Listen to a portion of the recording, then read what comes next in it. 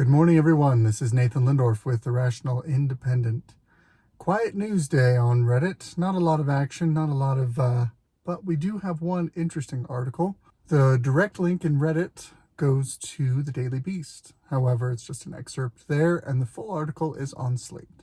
Headline: A brief, concerning conversation with Dianne Feinstein. One of the interesting things that this subject brings up, and it's worth discussing and analyzing, there are so many really, really old politicians. And that's on both sides of the aisle. But there are definitely a handful of extraordinarily old politicians in the Democratic Party. Kind of an old guard that's holding on to power and won't let it go. Look at, you've got Nancy Pelosi in her 80s. You've got Dianne Feinstein, I believe also in her 80s. You've got Joe Biden, going to be in his 80s, 82, I think, when he runs in 2024. How old was Harry Reid before he retired? He was pretty old. So one of my questions is, why such tremendously old politicians? Surely you have other people who can vote reliably the way you want them to vote. What is it that makes a certain generation just hold on? Slate is very leftist, and they are covering this as a news story, which I give them credit for. But it's interesting to see if they were antagonistic to Dianne Feinstein. If this was Marjorie Taylor Greene, you can imagine that this would have been written with a very different slant. We're going to look at some of the language that the reporter's chosen to use. "Oh, you're an eager one," Senator Dianne Feinstein said as the elevator door opened and she saw me on Tuesday afternoon. The senior senator had just voted after returning to the Senate last week. So for those of you who don't know, she's been physically absent from the Senate for, I want to say, 2+ months. She's missed almost 100 votes in the Senate because she was not physically there. And there are no provisions in the law that enable senators to vote if they're not physically present. So if she can't make it to the Senate, she doesn't get to vote.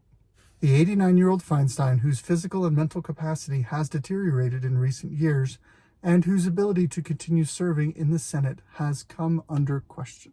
So this is a trick of language. This is something that is worth understanding.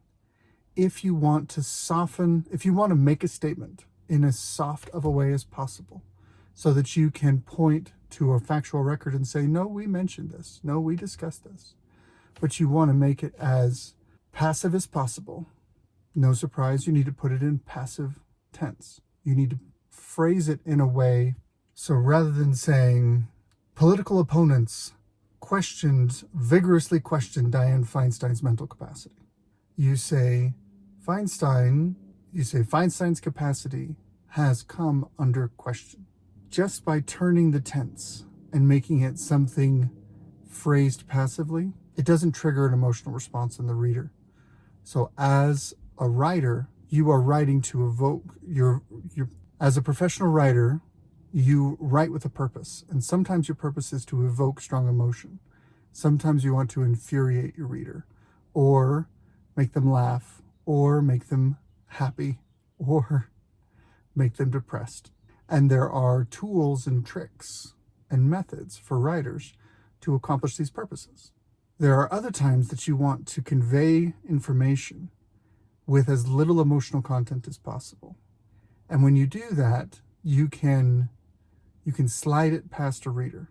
So a reader can be, scrolling through their phone, and this comes up, and they're reading, and they're bringing the information into their brain, but it's nothing that they're really reacting to.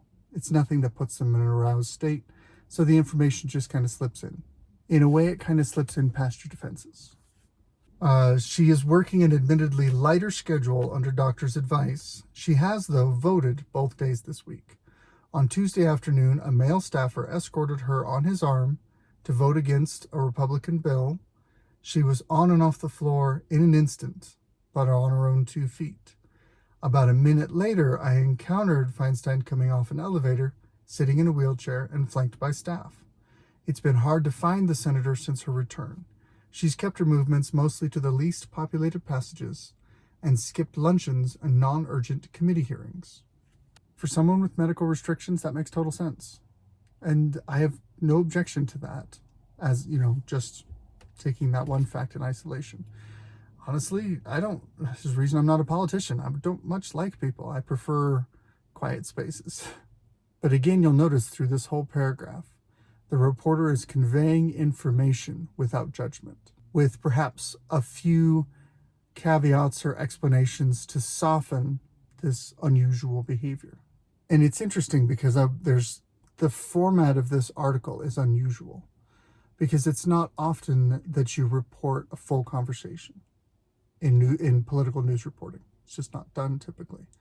You'll grab a soundbite, you'll put that in a direct quote, and then you'll offer commentary and context and other people's quotes as well. But in this case, they're reporting on a conversation. So after describing basically how he found her, the reporter says, "I asked her how she was feeling. Oh, I'm feeling fine. I have a problem with the leg." A fellow reporter staking out the elevator asked what was wrong with the leg. "Well, nothing that's anyone's concern but mine," she said. When the fellow reporter asked her what the response from her colleagues had been like since her return, the conversation took an odd turn. "No, I haven't been gone," she said. Okay. Not in quotes. This is the reporter offering his thoughts, I guess. Quote, "You should follow I haven't been gone, I've been working." When asked whether she'd meant she'd been working from home, she turned feisty. "No, I've been here. I've been voting," she said. "Please, you either know or you don't know." And then the conversation ended and she left. A couple of oddities I wanted to point out here. One, why attribute your portion of the conversation and Dianne Feinstein's portion of the conversation? But there's clearly a third party in this conversation that asked the critical question and got the critical response. Another reporter who had similarly staked out the elevator. But we don't know who that was. For some reason, the reporter has elected to leave that person anonymous. They refer to them as a fellow reporter. And then, 2 paragraphs later, when the fellow reporter asked her, ... Fellow reporter. Weird stuff like this triggers my spidey sense. There has to be a reason why they wouldn't reference who the reporter was. It doesn't make any sense. It doesn't make any sense to anonymize something. This is a little nugget of a story. This isn't anything crazy. But for some reason, we have to be anonymous about it. Okay. Here's another trick that reporters use when it comes to that you can look at to find bias. They will order the information in a certain way. A portion of your readership falls off after reading the headline. Another portion after reading the first few paragraphs. I've always been a bit of a completist. Most of the time, if I'm going to start an article, I'm going to read it all the way to the end. That's just how my brain works.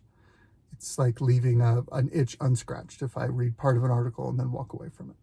However, that's not most people. My brain is weird. As you move progressively through an article, you're going to have drop off and drop off and drop off and drop off. So the stuff towards the end of the article has the smallest audience. That's just a fact of life. We all have limited time and attention. If you watch for the way that writers order their information, you will find that they order it in the order of their bias. In other words, the things that they want the most people to hear, they will put towards the top. The next 2 paragraphs start with, "It is true," and the second paragraph, "It is not true." And the first paragraph basically says, yes, it's true, she's been here for a week and she's voted a couple of times. The second paragraph says, it's not true that she's been here this whole time. And then they say, you either know or you don't know. It's a weird article. But it was the top article on Reddit, so that's what we're chatting about today. But it does give me an opportunity. As we step into my 2 cents, it does give us an opportunity to dive into a broader issue. Why does the Democrat establishment support candidates who are less than fully capable? If you look at President Biden, he's not all there. He has mental gaffes. Well, he's always had gaffes. But he has mental confusion more and more these days. He's physically frail. He has difficulty moving around. He loses his balance. He loses his sense of direction on stage, doesn't know necessarily where to go or what to do. He can't identify faces in the crowd the way that he used to be able to. He's giving cue cards for reporters. with their names and the pronunciation of their names and their faces and the question topic that they're likely to ask him and the order in which he's supposed to call on them. It's a facade. It's a show. It's political theater. Why go through the effort? You may or may not realize this, but early on in President Biden's first term, they built an entire soundstage in Delaware near his house that looks exactly like the White House. The interesting thing is, because it's indoors, it doesn't have windows. So the windows on the set, because it is basically a set, the windows on the set have large screens behind them, TV screens. And those TV screens play video of flowers in spring or snow in the winter or whatever they need so that they can show in the soundstage something that looks on camera like you're looking out a window. One of the reasons we know this is because there were a few gaffes early on where they had out-of-season things on the screens that didn't match what was going on at the White House at the time from a weather perspective.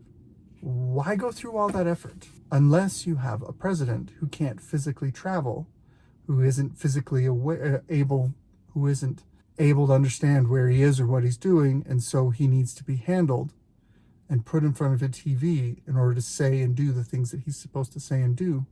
And you get a confused old man and you put him in something that looks exactly like the White House and he thinks he's at the White House, even though he's on a soundstage. Is that disturbing to anybody else? I kind of feel like that's disturbing, a little Big Brotherish. But he's not the only one. If you look at the